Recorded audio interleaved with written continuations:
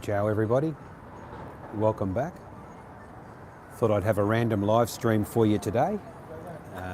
Just been out and around the streets, I've been off to the bank and got a pocket full of dong and sitting down for the obligatory morning coffee. It's a beautiful day here in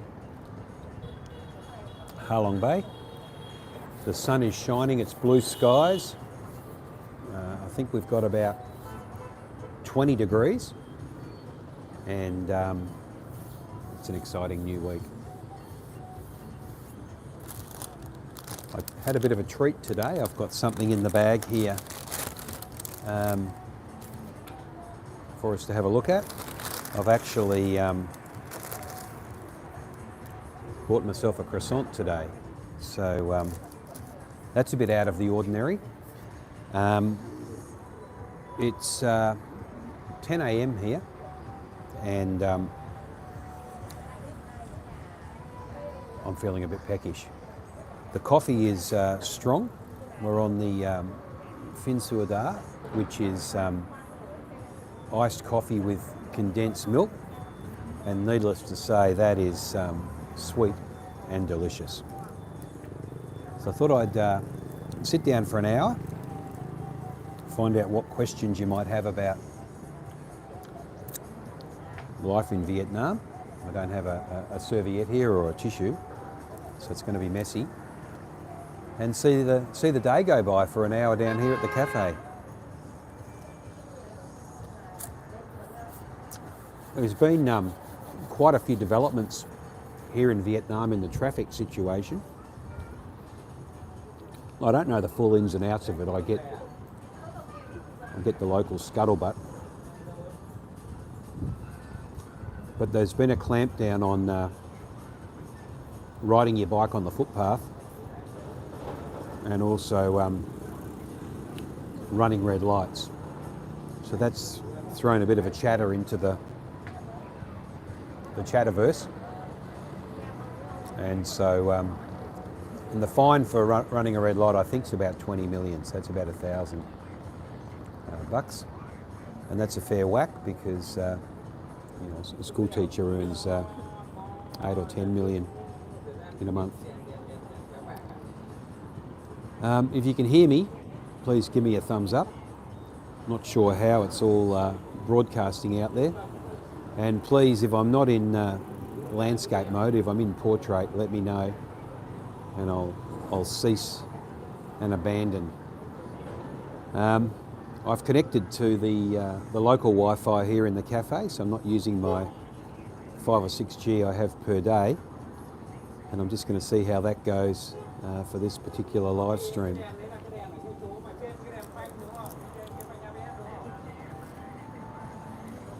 The plan for today is I'm kicking off a new series on the channel, and I won't reveal what that is, but it'll be coming out next month, and it's really going to hone in on expat life and what it is that expats should consider before they head off. Thanks for the thumbs up. Clearly someone can hear me.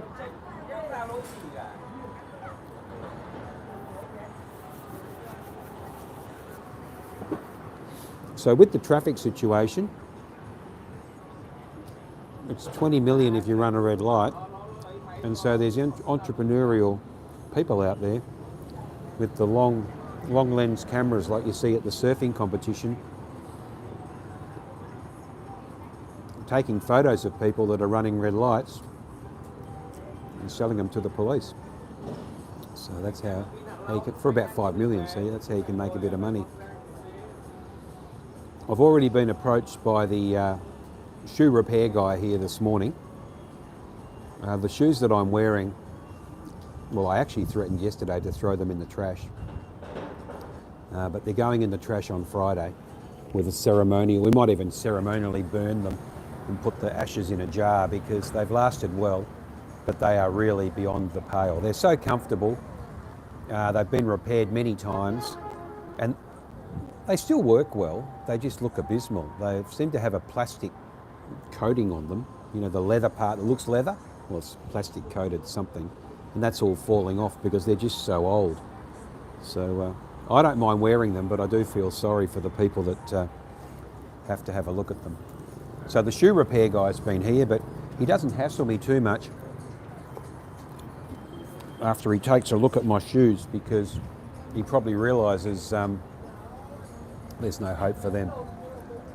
The other guy that's been round to see me already, beggar-wise, is the tempered glass guy for the screens on your phone. Now, I do need one, but these guys charge a little bit more than the going rate, so I don't want to get one from the boy in the street where the quality is lower and the price is higher. I'm going to go to a phone shop where they dish me up one that's glass and lasts well, unless you drop your phone like I did. And I noticed in the cameras at the back of my phone, I've got a crack in the camera cover as well, so I'll get that replaced. So a bit of expense happening later today. I did have a mistake in my plans. I thought it was a free agent for the entire day. My wife's got some lunch with some colleagues. Turns out it's dinner with colleagues, and I made a mistake, so she's having lunch with me in about an hour. I did say I'm doing a live stream, because what happens is I seem to get a flurry of messages, and like any husband, if you don't respond to your wife, they say, "Where are you? What are you doing?" Thanks for those of you that are joining along today. Let me know where you're from in the comments, and any questions you've got about life here in Harlo. I'd also be interested if you're a long-term subscriber, first-time commenter. I do get some great comments. Some people send me back an A4 page, which is fantastic. I can't get across all of those long responses, but I do appreciate them. I haven't got the dead cat on the microphone today because it seems to be fine, but we do have loud music 3 more tables over, and we've got traffic going past. It's a little bit of a breeze here, but not too much. I'm going to smash out 5 kilometres a little bit later on. I got going late today for no good reason, other than did a couple of emails, called up my son, had a phone call from somebody else in Australia, and actually took a shower. So my routine from where I come from is you wake up and take a shower every morning and you're off to challenge the day nice and clean. The routine here in Vietnam is really we take showers in the evening, and we're all clean before we go out for dinner. Now I throw a spanner into that, because I generally have my shower when I come back from dinner, so I don't smell like a Korean barbecue or something. This croissant that I'm eating is very light and fluffy, and probably one of the best croissants I've had anywhere. Fresh, light, fluffy.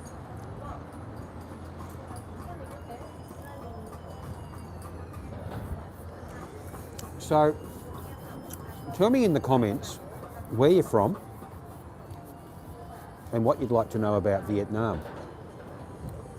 This is my favourite coffee shop down here. It's like the Starbucks of Vietnam. It's probably not the world's greatest coffee, but it is sweet and nice.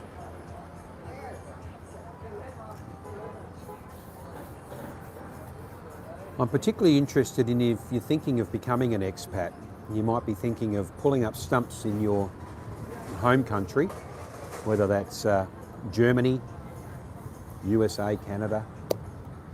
A lot of people across sort of the Ukraine-Russia space, and you're thinking of coming to Vietnam. For me, it's a great relaxing place, but I've set up a family here. So while I'm an expat, because I came from somewhere else, I mean everybody's an expat, very few people living in the same place they were born. I've set up a base here, so I'm loving it sick. But a lot of people coming from other climates, looking for something a bit different. And Vietnam's a really interesting place.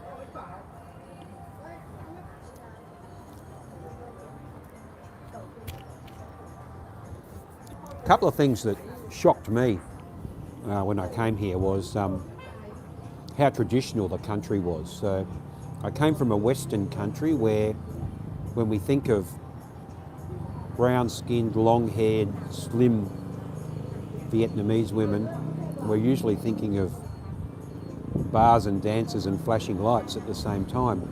But when I came to Vietnam, I found that the whole culture is totally different, and that bar culture is in the bar, but the country is actually very, very, very traditional. And very family orientated, so which is a good thing. I like it. That's probably what drew me to Vietnam, rather than just being same Southeast Asia. The traditional nature of what's actually going on. They've got Tet coming up here in another couple of weeks. Now Tet's the Lunar New Year, and everybody goes back to their home village, where their grandparents are probably still living, and they really just have a party for about 10 days. A lot of temple visiting, and a lot of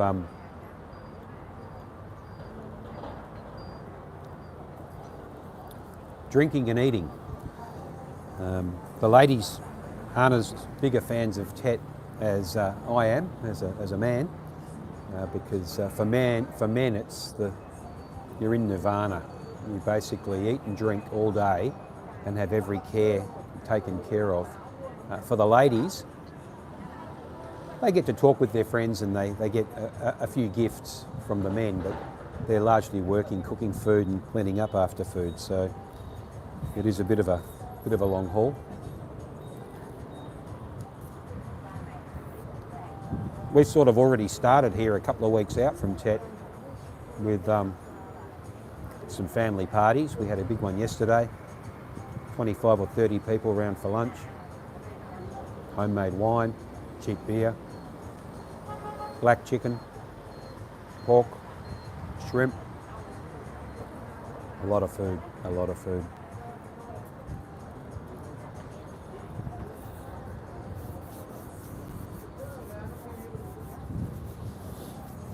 I've got a few regular watchers from my family, and one of them's my father, which you don't hear much about.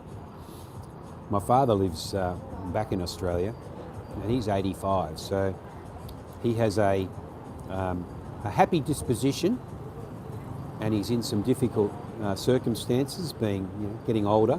He's got some health issues, and had some even more health issues. But I always remember when I asked him, how do you feel about that taking up sort of 2 or 3 days of your life every week? He said, well, it could be worse. Some people go to work every day. So it's that happy disposition that's probably rubbed off on me as a son, in that I'm always looking on the bright side of things. Now, if you're commenting, I haven't been able to see your comments, and I don't actually know why. Now I see a comment. Who would have thought? Yeah, thanks for the comment. He's on dialysis at 85, so that's never a fun thing, and he has to go a few times a week. And he used to go in the mornings, which wiped him out in the afternoons. It's a 5 or 6 hour blood transfusion. He now goes in the afternoon, so by the time he gets home at 6:30, and if he's knocked out, he can go to sleep. But look, I don't think he'll mind sharing. He's also had an eye problem all his life. He got hit by a car when he was about my age, or 40, which damaged a kidney, and he has had a detached retina for a long period of time. Well, he's had to have his eye replaced now, so he's got a false eye, which I haven't seen, but there was some infection with that when it was first put in.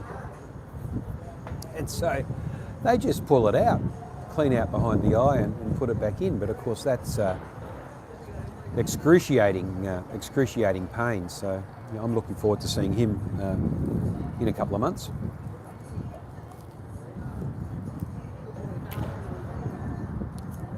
Look, it's a factor of getting old. He's lucky.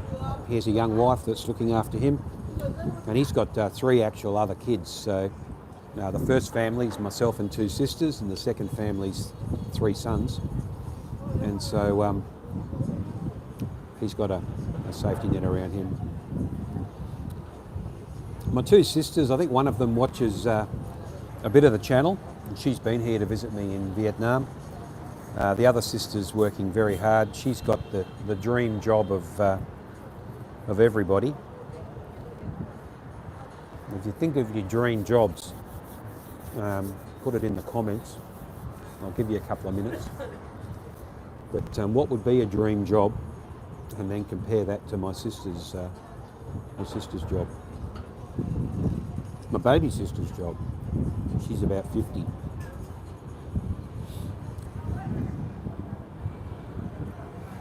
I'm going to turn the camera around eventually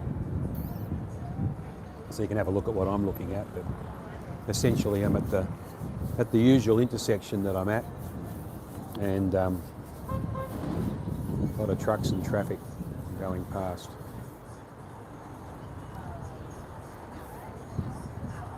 I'll turn this around. I'm probably going to have to orientate the camera a bit because you're looking straight at a pole at the moment. I have to agree, SNG1. Navigating healthcare is difficult, and the healthcare people, while they're caring and professional, they don't get paid enough. They're all a bit jaded, and sometimes it rubs off on people.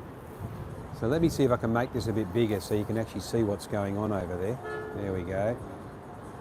So essentially, cars come out from the left to a T-junction, and they don't stop. They just roar out, and the main road is going along from the right to the distance where you can see. So those cars going along the water are on the main road.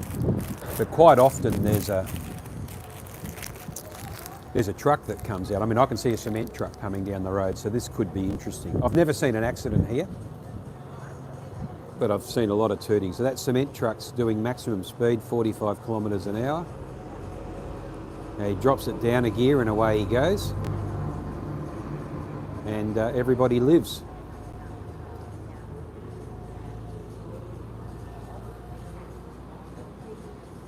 I mean, this is just a perfect place that I'm live streaming from. I mean, if you saw the view that I've got here, you'd be totally envious. I'll take it back to normal vision, and you can see I'm looking out at the monoliths of Harlo Bay. Right behind that silver fence opposite me is the fishermen of Harlo Bay, and that's a great video I've got. No, thank you. No.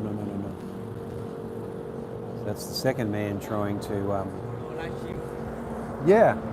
Very good. Thank you. Got the second guy trying to clean my shoes, and that guy walking away with the backpack. He's a screen protector man. It's very clean here, SNG1. It's very clean. Now that's an interesting thing because we're in a communist country, and one of the things that I have noticed in Vietnam is the cleanliness of people's local area. I'm picking up what you're putting down. I've got everything there very close. Paul, I love it. I love it. Yeah, eating croissants, drinking coffee. There's beautiful ladies walking past. the sun is shining, so where the sun hits me on my leg here, I'm quite warm. It is clean, and what I find is that each area, commune, town, village, community group is its own self-governed little group. That's what communism's all about. It's the people by the people.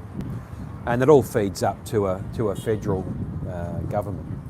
But each little housing area is tidy. And someone will run out the front and put roses out the front. And the next community will run out and put roses and yellow flowers out the front. Everyone's trying to outdo everybody else with the cleanliness of their little living area. So that I find is clean. I also find going into people's houses is exceptionally clean. Cleaner than how I lived in the West.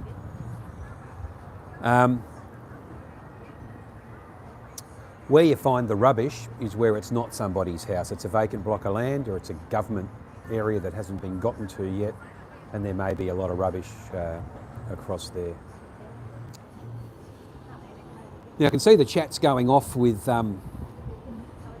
petty crime, and look, I haven't seen it. When I'm in Saigon, my friend there, she says, you know, if I'm filming, she says, don't do that. Someone will come past and steal your camera. So she's really worried about it. I've been there a few times and she says that every time. You know, I try and film, she says, don't do that. Put that in your bag, put that close to you. She's really worried for me.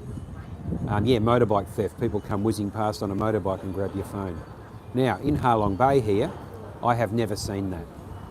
And interestingly, you know, I did hear about some tourists got their passports stolen by hooligans on motorbikes.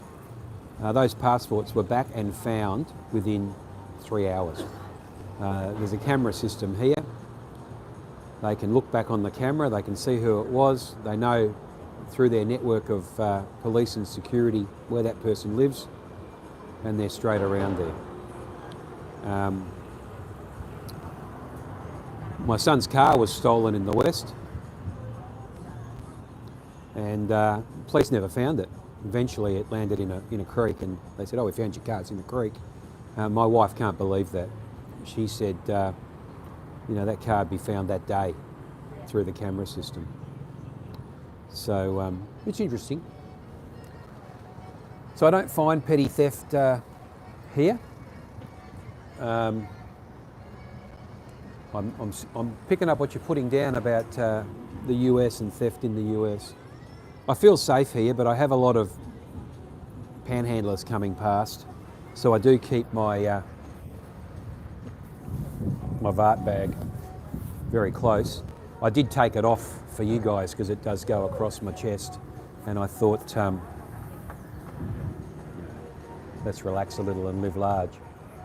Now, thanks for the couple of people that have written in about my sister's dream job. Now, my sister, she actually runs a chocolate shop, one of the most famous chocolate shops in Australia, and she's a manager at the chocolate shop. So think of Willy Wonka and the chocolate factory, and then you're thinking of my sister. So that would be a dream job, second only to eating croissants and sipping sweet coffee in Harlong.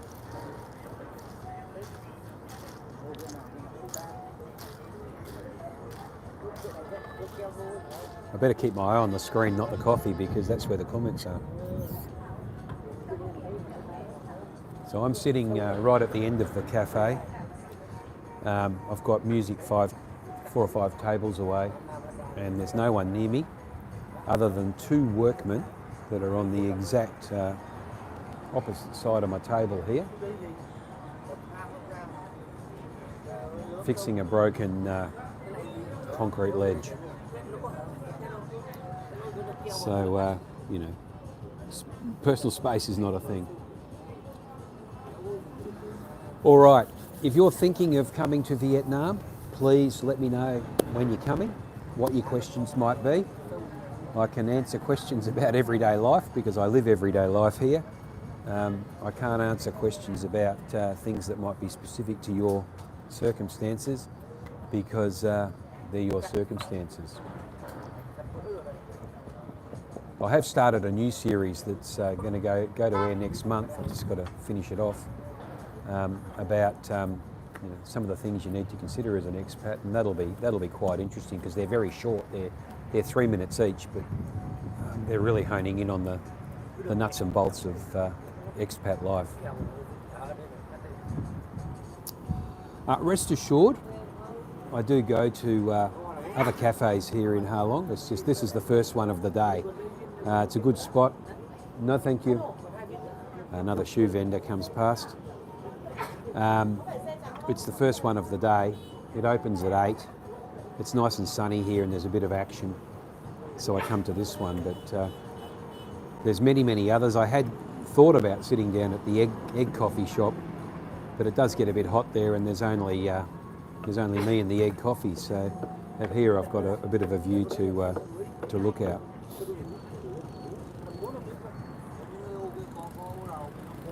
I've got to get a taxi up to Hanoi.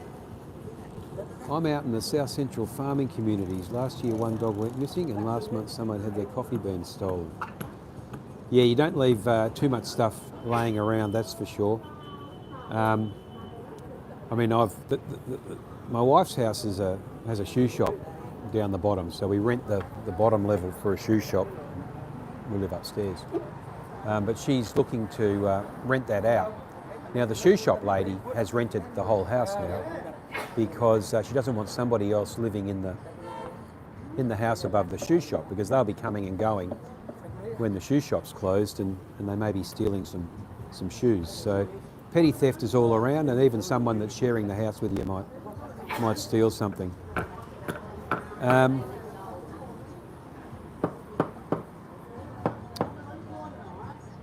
I haven't heard of gangs and things stealing chickens and coffee beans, but I'm sure there are gangs in the bigger cities here. I just find it a peaceful existence here. I don't run into any trouble, but then wherever I've been, I've never run into any trouble because I'm not a troublemaker. I don't spend my nights in the seedy bars. I spend my afternoons drinking beer and go to bed early.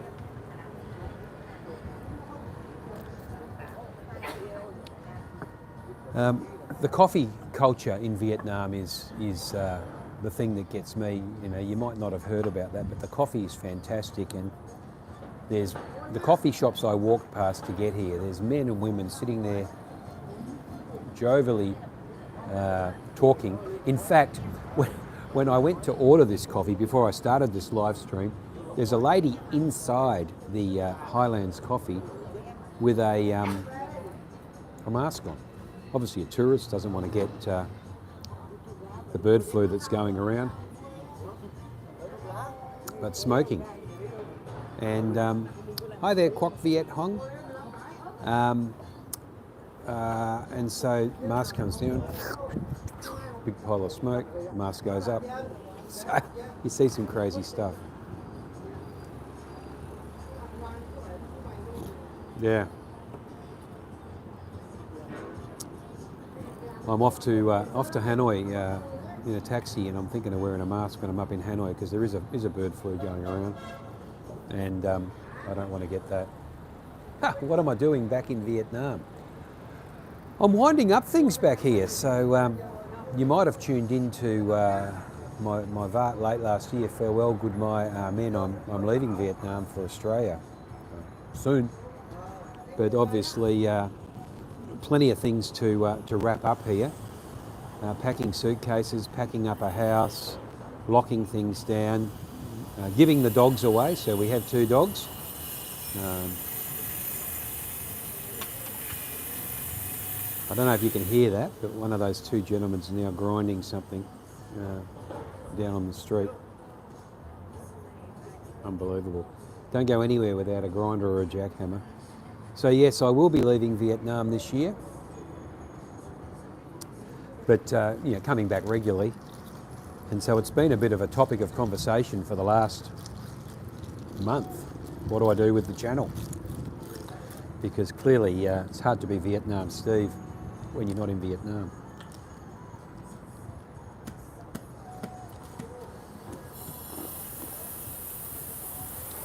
Oh, it's legitimate construction. So what this guy's doing, I'll turn the camera around and show you. So we've got a piece of the pelmet there, it's broken. You can see the crack over here. So they're putting on a new one, and I guess they've got to put the one that comes up the face where he's digging away there as well. So they're putting a new one in there and a new one on top. There's a gentleman over the back here that's grinding it to the right shape. So that's what's actually happening. Yeah, I did a video down in Australia because it was Christmas time, and I'd gone back to see the grandkids and my kids, and but been back here now for a month or so. Well, not a month, it's not a month into January. Wherever we are in January, I got back here pretty soon. And most people that are doing the construction, yeah, well, I like that, Walkabout Steve. I'm thinking of Vietnam Steve in exile myself, home of the happy expat. The construction that's happening on people's houses is usually putting an extra level on the top, or building something out the front, just fixing something, making it more modern. It's the building standards are more lax here, so you can do a lot more stuff yourself, and that lets people do a lot of stuff. A lot of welding steel frames out the front of their house that they can hang gardens and particular things on. I'm going to put the Vart bag on myself because that chair's now in the sun and everything in my bag's getting cooked. Yeah, so wrapping things up here, probably another month or two to go, and then heading down to Australia, and then we'll start a new life. So it'll be interesting. I do have to come back in April, so we may wrap something up in April. I love it here. Oh, look, I'm not that happy about having to go and spend every day of my life down under, that's for sure. I'm happy because the family's going to be happy experiencing something new, but nothing's locked in stone, other than it's difficult to relocate kids' schooling left, right and centre.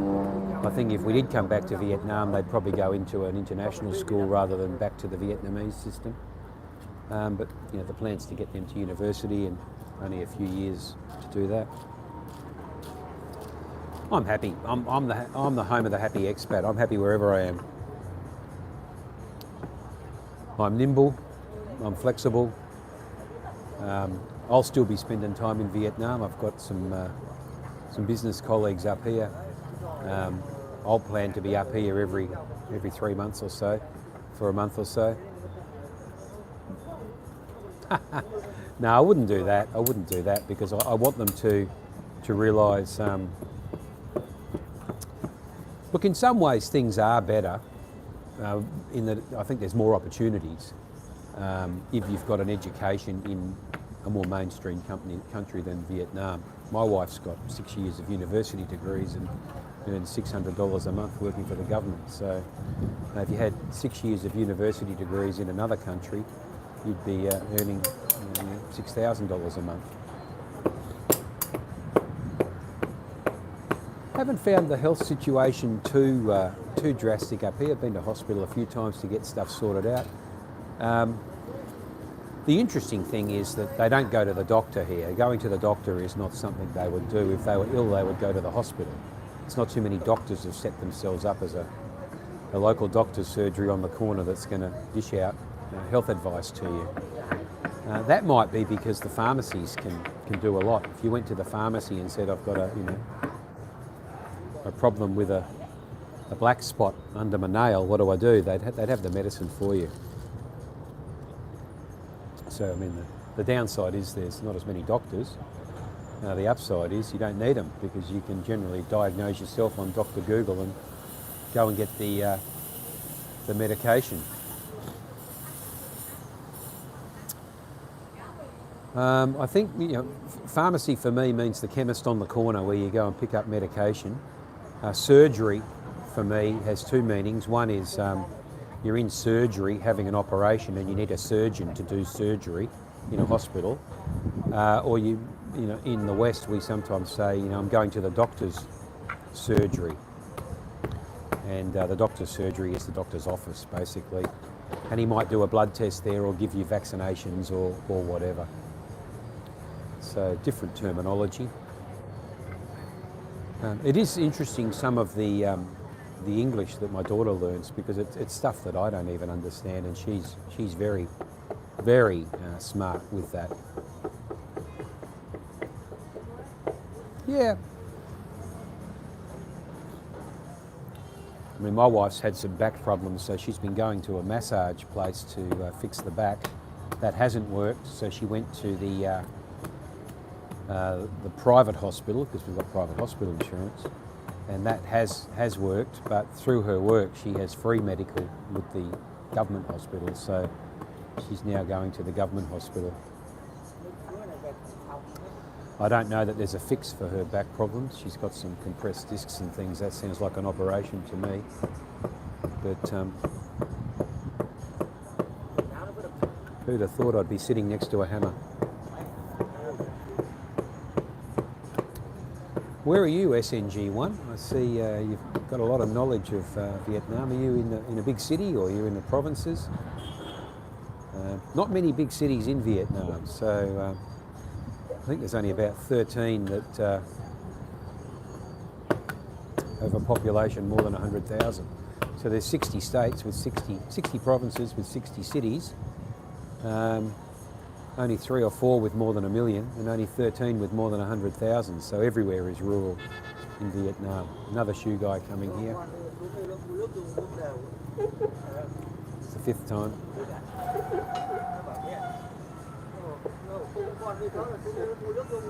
That truck just locked a brake turning the corner. So I mean, if you come to Vietnam, it'd be worthwhile coming out to Harlo and experiencing it. The air is fresh here, there's no pollution. I guess it's 20 degrees. I've got a woolen jacket on. I'm drinking an iced coffee, and after I finish speaking with you all, which I'm really enjoying, I'll go and walk 5 kilometres. My lovely wife's picking me up for lunch, and the kids are off school, so we'll go and have a nice lunch somewhere, and then back for an afternoon sleep. I guess the second thing after, and I'm going to move. I don't really want to move. If that grinding's annoying you, let me know. I will move back a bit. The second thing that you might not know about Vietnam is they have a siesta every afternoon. So lunch here is 11:30. By 12 o'clock, oh, very nice. By 12 o'clock, everyone's had lunch, and 12:15, we're off to sleep. Yesterday I slept for an hour and a half in the afternoon. I was dead. So, and that's a solid sleep in the bed, generally clothes off, and sleeping like a dead man. So everybody has a sleep here in the afternoon, and lunch is quite early. I like it. In my life, I'm very ordered, and my order is that everything I have to do in a day that you would take a day for as a normal person, I get done by 11:30. So I start early. I was up at 5 this morning. It's pitch black at 5 o'clock and freezing cold. But by 11:30, my day is complete. I'll have a lunch, I'll have a sleep, and then in the afternoon, it's probably beer time and talk to some friends. So if your day finishes at 11:30, you've got a pretty good life.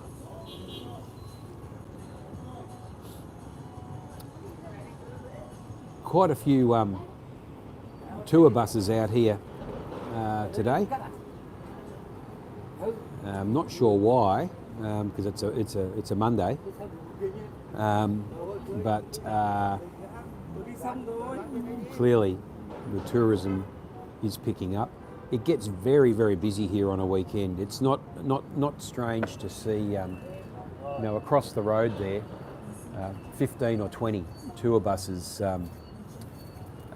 parked up, coming in from China, coming in from other provinces. People come to Harlong for the shopping, for the seafood. So just noticing a police truck parked up from this intersection. He's actually walking down to the intersection and giving a couple of people some fines. Let's turn that around and give you a look. So don't know if you can see him through there. There's the police truck up there, light flashing. There's the policeman there now giving fines to that car and the next one. Oh, there he is, another policeman there. So 2 cars copping a fine for parking where they're not supposed to park. So the traffic regulation is really taking off here. I'd say that end of the year, their financial year finishes at the end of the year, and I'd say the police department's short of money because it is a bit of a money grab. What they usually do with those cars is, and he's doing it now, they put a sticker on the window with a number to call, and they put a clamp on the wheel so you can't go anywhere. And to get that off is about $1 million, I think, which is about $80. But if you know the policeman, you can probably pay him $500 and get him to come and take it off. So there's plenty of ways around, plenty of things. Lost my train of thought. Coffee, something you don't know about Vietnam. Siesta, something you don't know about Vietnam. Probably that cleanliness thing is probably something you don't know about Vietnam either, in that the local areas are very, very clean. You know, I was walking along the street the other day. Yes, I saw a rat because I was walking along a construction site. But nice one, Chris. The only reason I could see the rat was because there was no rubbish. He was running for cover. There go the police. You'll see a blue truck go past there soon. Yep. And yeah, got the police on camera. There was one other thing I wanted to mention about. It's the things you don't know about Vietnam. The cleanliness, the sleeping, the coffee.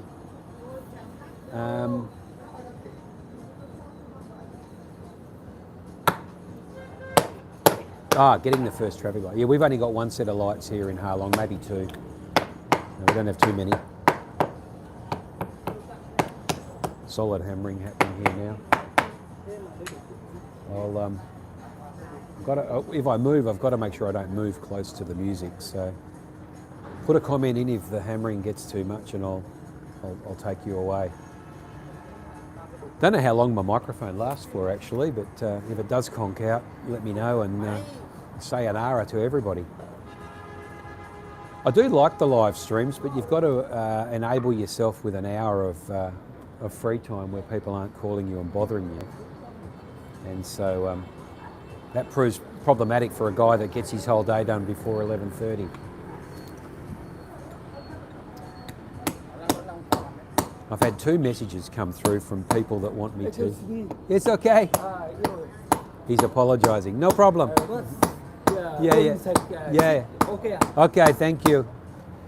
He's given me the excuse. He says, please go inside because he's going to make some noise. So I will go back over here, and this one's a fair way back.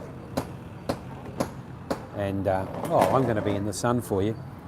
But it's the camera's a bit wobbly.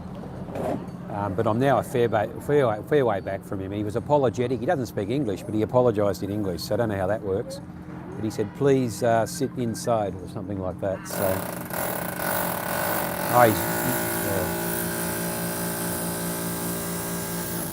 so no doubt you can hear that. He's using a jackhammer to get that piece of concrete off.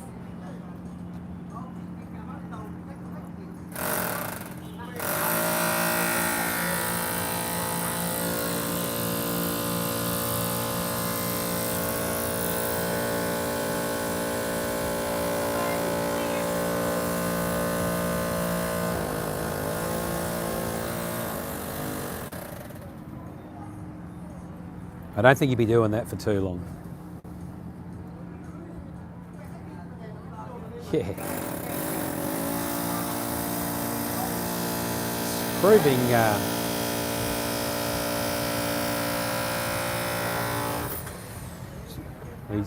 it's coming off in pieces. So that piece of stone is quite strong stone. That's coming off in pieces, that piece of stone.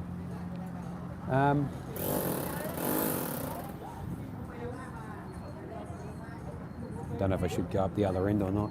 I think I'll sit here. The shop behind me is the Fook Long. It's a coffee shop. It's I found the coffee there not good, in a word. But my daughter told me that I was stupid. She didn't say that. But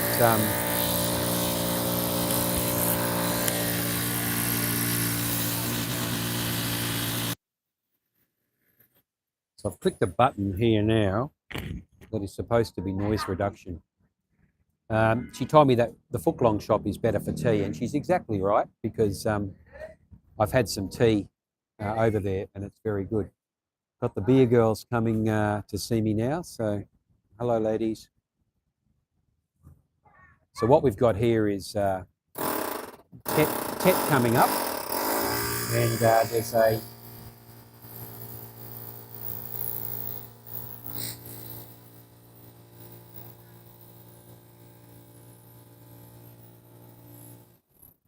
there's a stand on the beach up there that's selling cartons of beer at a discount rate. So a carton of beer here costs about $10. Very, very cheap. We don't have Fook Long in Australia, no. And I'm going to give this lady some money. Hello. Hello, how are you? Oh, no. Got a lady here that sells ear pickers and things. Hello. Hey. I'm going to give her 50. Hang on. Sorry. Oh, don't touch me. Oh. So I will just show you this little girl. This lady comes with a little girl here. Okay. I need this one. And bye-bye. Thank you. So I bought some ear pickers. Bye-bye. Tambiet. No problem. So we always need ear pickers. These things are about 10,000 or 20,000 a packet. I don't know. Can't remember now. I think it's 10,000. 10,000 is 50 cents. And I gave her 10 times. I gave her 50,000. So that's about $2. But she won't hassle me now for the rest of the day. No. Now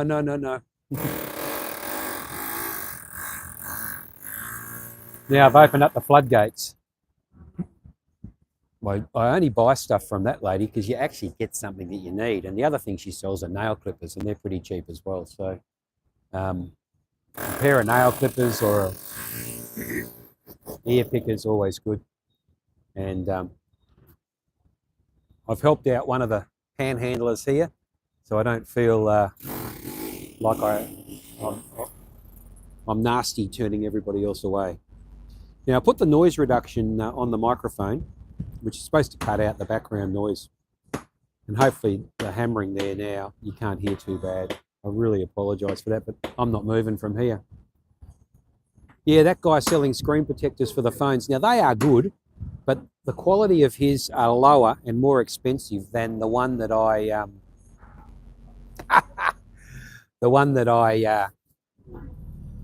get. And I do need one. Mine's come off and I'll be getting one. Now I don't know what the wife pays, but it's a lot. But it's solid glass and it's put on by the girl at the actual computer shop. And I'm also going to get the camera cover that goes on the back. So I do need all of that set up, and that'll probably be happening today. Look, the art of sitting on a coffee all day is something uniquely Vietnamese. And I had my sister come and visit a couple of months ago now. And I said to her, I hope you're ready for 6 hours a day in a coffee shop. She said she hasn't got that much conversation. And if you think about it, you know, I do spend about 5 or 6 hours a day in a coffee shop. The table is rocking, the camera is rocking, the wind is coming. I'm just going to hold the camera here. Got a strong breeze.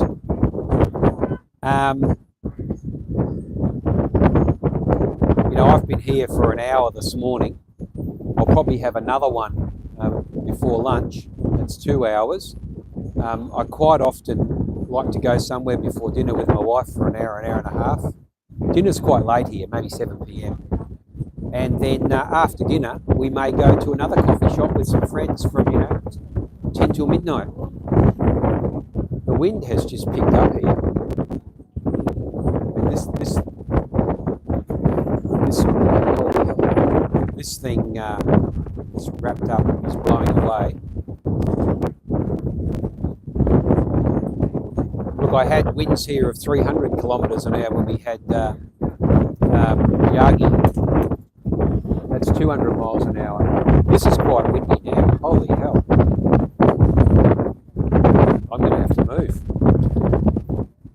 I can't let go of the tripod. It's going to go over. So I'm going to put this thing on me. We might move.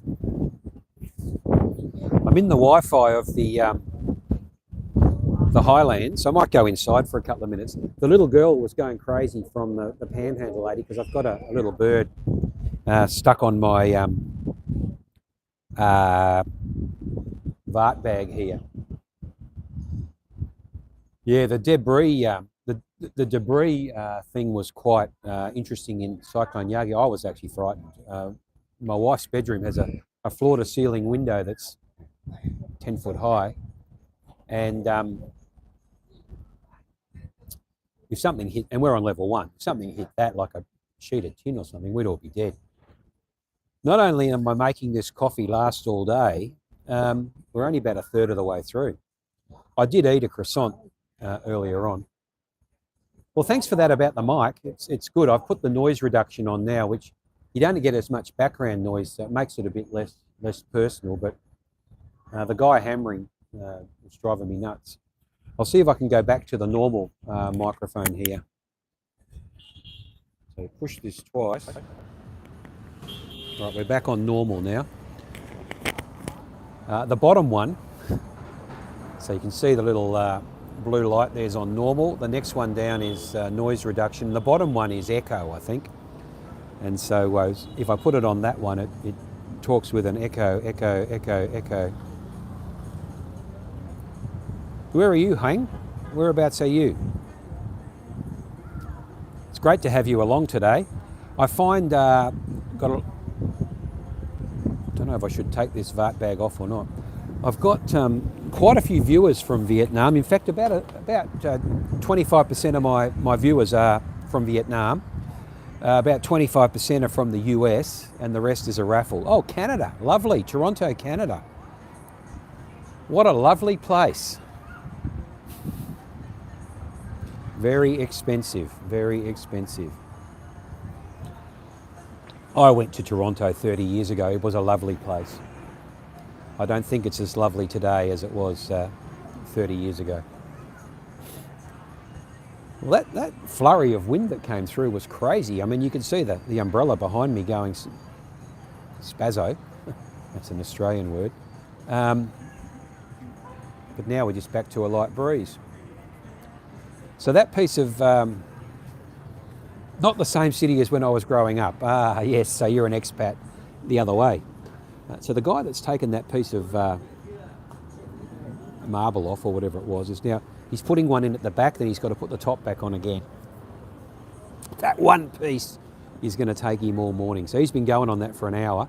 He's replacing one. He's got a second one to replace. So he might get them both replaced by lunch, which is an hour away.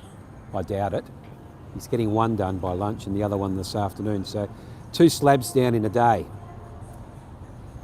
Oh dear, there's a motorbike there going, I don't know if you can see that one. There's a motorbike there with some long poles on it. He just went out across that intersection.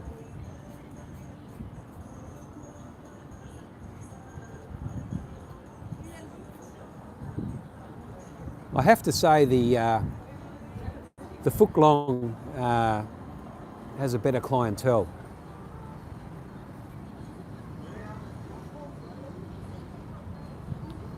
I might go and have a tea at the Fook Long next.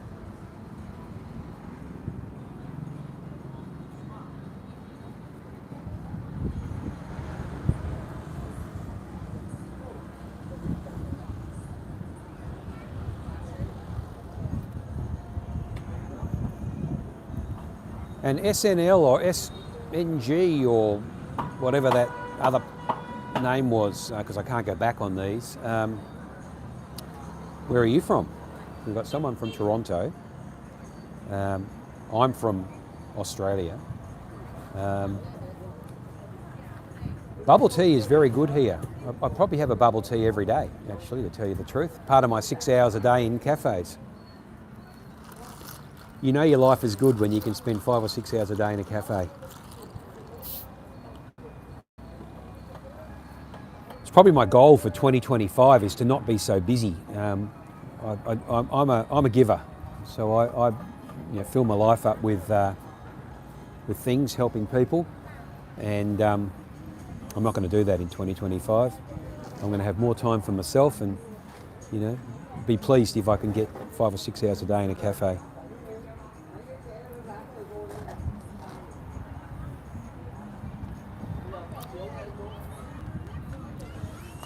It is a touristy place. I think this place gets about, look, don't quote me, Google it yourself. I do the same. I live vicariously through a couple of other people. And I'll tell you who I like to follow on YouTube. That would be an interesting thing. We either get 2 or 4 million tourists a year, but it's some astronomical number. This is a small town, Harlong, a couple of 100,000 people. And it's 2 or 4 million. It's a lot of tourists a year. I come from an area in Australia called the Gold Coast, where I think they get 4 million, and that is a major city with 50-storey skyscrapers. So to get 2 or 4 million people here, it's interesting. Now the other thing I wanted to tell you about that was a surprise in Vietnam was the freshness of the seafood. Now, I don't know if that's because I'm out here in Harlo Bay or it's all over Vietnam. But 2 things I've noticed. One is we have seafood at every single meal, and it is the freshest seafood I've ever tasted. The other thing I've noticed, I've got a friend that runs one of these shrimp farms, and that is as clean as a whistle out there as well. Now, he is feeding the shrimp. They're not living in the bay, and you wonder what is he feeding them, but I'm sure it's like feeding your chickens laying pellets to lay eggs. Let's hope so. I don't find the pesticides in the food that everybody talks about. I don't find the seafood growing in shit that everybody talks about. I find fresh produce and fresh seafood, so I can dispel that rumour for Vietnam. Now that might be because I'm in Harlong. We have the bay, and Harlong is a seaside town. But fresh seafood here is really, really fantastic. Now I'd have to say they probably don't get the seafood from immediately the bay. So a couple of people came and sat down in front of me, and 2 panhandlers are harassing them. There's 3 Chinese people, and they're just going to give this guy some money. He's a beggar. I think he's a mute. Is he going to give him some money? No. He is. No. They're going to give the guy money. They're waving money around, but they're not giving him any money. Don't know. They're not catching the seafood right over the wall there, that's for sure.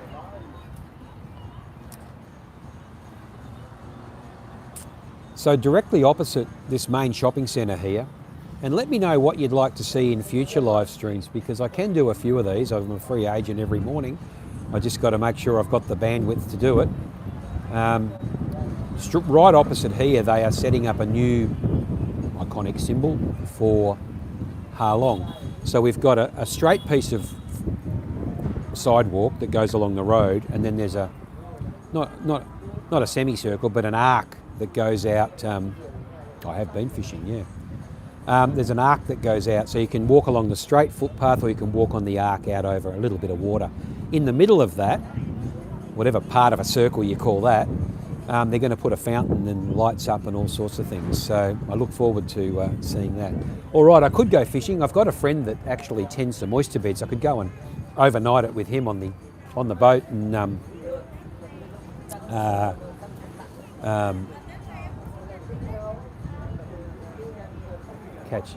catch fish off his boat. That guy coming past has a sign written in Vietnamese. I don't know what it says, but he's got 10 different things, and each one of them is 5,000. Now 5,000 is 20 cents. I don't know what he's begging for, but 5,000 is pretty cheap. Going fishing's a good one. The interesting thing with YouTube is you've got to be in a boring place with no background noise. So I could go in the shopping centre here and show you a great live stream from inside the shopping centre, but it's very noisy in there and very echoey.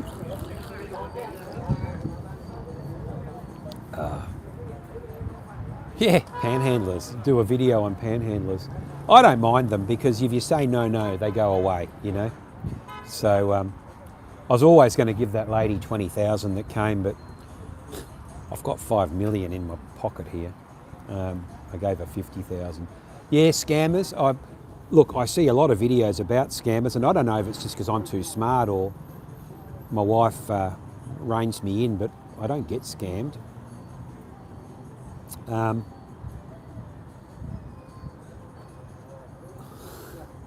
They don't badger you like the kids. They go away if you tell them to go away. They're not supposed to be here. So over here, this is a tourist area. Over here, sitting on the corner there, which I don't know if you can see them over there, are all the panhandlers. They're sitting having a chit chat. Now, once in a blue moon, the police will come along. They'll sound their siren, and they will all scatter and run like crazy. And the coppers will catch one of them and cart them off, and usually find them. So it's illegal, but it's only illegal if they catch you.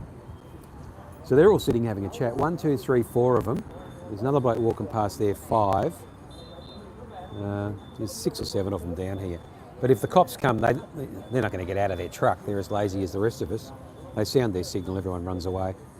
The other thing is the phone guys. I think they're in teams. The phone guys probably all work for the same company. So down on the road are all their motorbikes. They're the phone guys' motorbikes. And the phone guys, like this guy here, they have backpacks. So if the cops come, they'll try and catch them, and they'll grab their motorbike, and then they've got the guy, haven't they? Because he's not going to leave his motorbike. So those guys will get on their bike and do anything to get away, and the cops aren't going to chase them. They're in a friggin' truck, so, you know, no high-speed chases here. Yeah. Fishing, I'd love to go fishing. My father-in-law likes me to go fishing, but you know, it's with all his mates, and none of them speak English because they're really old guys. But he'll go out for 2 days. Yeah, I think most things are more than the minimum wage. You know, school teachers getting 8 million, 9 million. Government workers get 8 or 9 million a month. I think it would be easy to make $1 million a day here, which is 30 million. Doing nothing. I'm going to let this run for a few more minutes. I don't want to bore everybody, but I know we've got a nice little community going here. Cost of living is an interesting one. Now, that is interesting because my YouTube about cost of living will not be how cheap it is to live in Vietnam, because I haven't found it cheap. I was a frugal single guy, not wasting a penny, and I married a Vietnamese lady with 2 kids. Not wasting a penny, but it hasn't made it cheaper for me in Vietnam because I'm spending the same in Vietnam that I was spending in down under Australia. So I reckon I can live on $4,000 a month Australian, which is probably $3,000 a month US in Australia, not counting house costs. Not counting house costs, just outgoings of living. I'm in Vietnam and I'm probably living on about the same, which is $3,000 US a month, no house costs. But we have a car, we have fuel, we have a lot of extracurricular English lessons for the kids, and so I'm probably spending $3,000 a month. And of course, we got health insurance, but I'm looking after 4 people. So I've gone from spending $3,000 US a month in Australia to live, 36 grand, 48 grand Australian, which is pretty cheap. I mean, of that 48 grand, 10 to 12 is electricity, council rates, telephone, internet, things you can't go without, that come in every month for the services. The cost of domicile, the cost of living in Australia is 10 grand, because to have a house you've got to pay for electricity and water, etc. So cost of living is an interesting one. I haven't done it because my cost of living is not cheap, which is what you all want to hear. Come to Vietnam, have cheap rent and live frugally. Well, I have cheap rent because I own a place, so I don't have any rent. And I live pretty frugally, but I do know that I take care, always watch your 6. Thanks very much, SNG. Thanks for coming along, enjoyed the interaction. And you've just got to the end. I'm going to wrap it up in about 5 minutes. So I'm not living frugally. Yeah, 3K for a family of 4.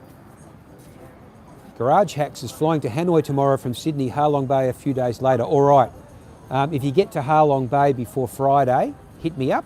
My email is in the channel description, and I'll buy you a coffee. So when you get to Hanoi Airport, that is a shit show of immigration, probably the worst immigration process I've come across. I think it's to do with their computer system. So clearly once they scan your passport, they're waiting for something to come back on the computer to give them the authority to stamp you. And that sometimes takes 1 minute or 2 minutes. So it's a shit show. My secret advice to arriving in Hanoi is to, when you get to the lines behind the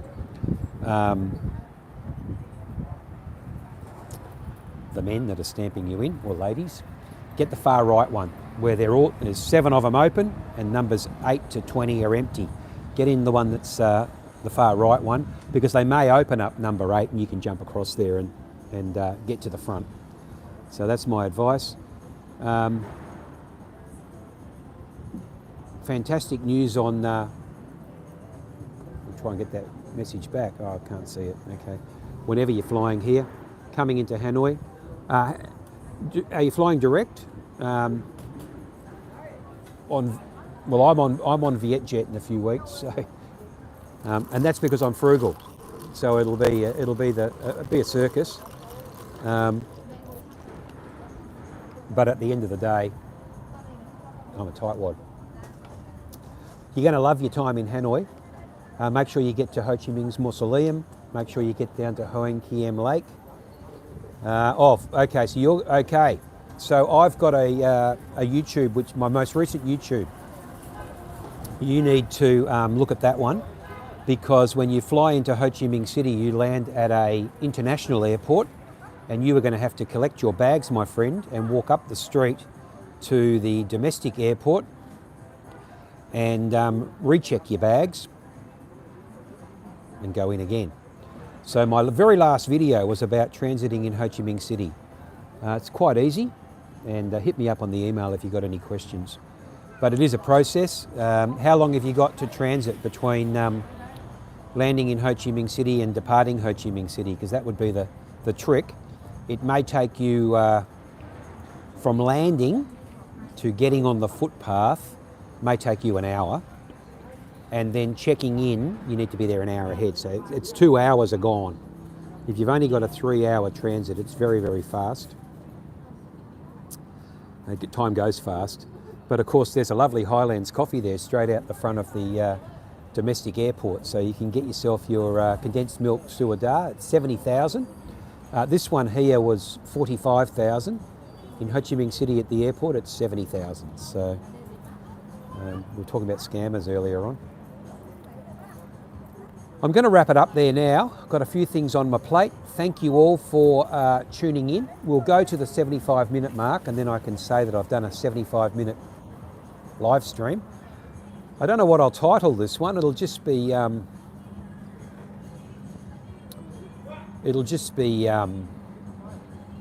from Harlong, I think. I think I'm going to go on that new metro in a couple of weeks, actually. Looks great. I love all of those kind of things. I'm a bit of a grab fan myself. When I'm in Ho Chi Minh, I might take 5 or 6 grabs a day. It's just dead easy. So, yeah. Oh, I was going to tell you the vloggers I like to watch. I like to watch a guy called Frugal Wanderer, and he just released a VART today on going around Siem Reap with one of these double-decker buses with no roof. I just saw one go past here. I was looking out for Sean on the top deck. Thought maybe it took a wrong turn. But that's an interesting YouTube channel.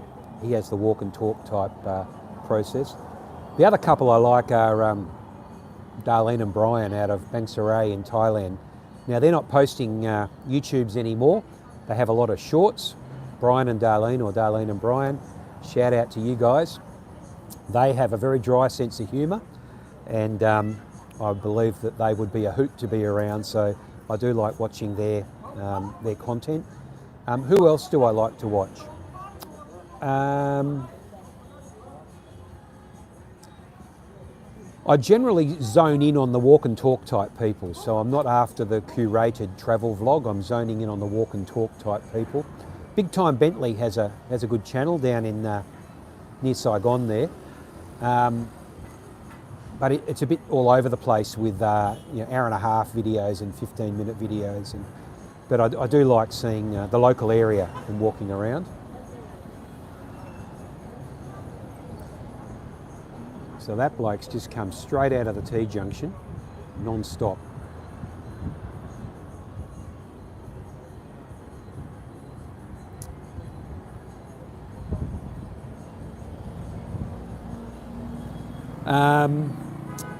Who else am I watching on YouTube? Very difficult.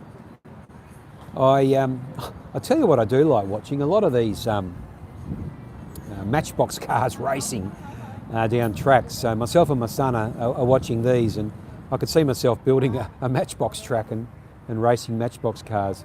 That is fun to watch and waste a lot of time.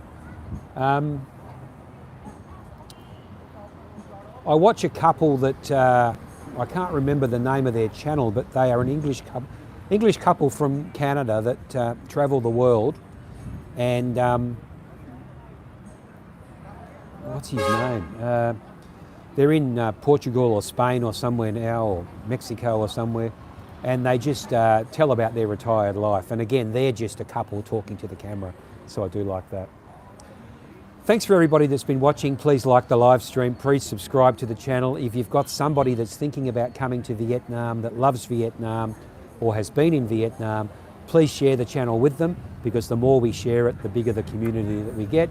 Please put your comments in the comments box about anything you'd like me to do a live stream on. Probably got one of these in me each week. And stay frosty, and I'll see you in the next one.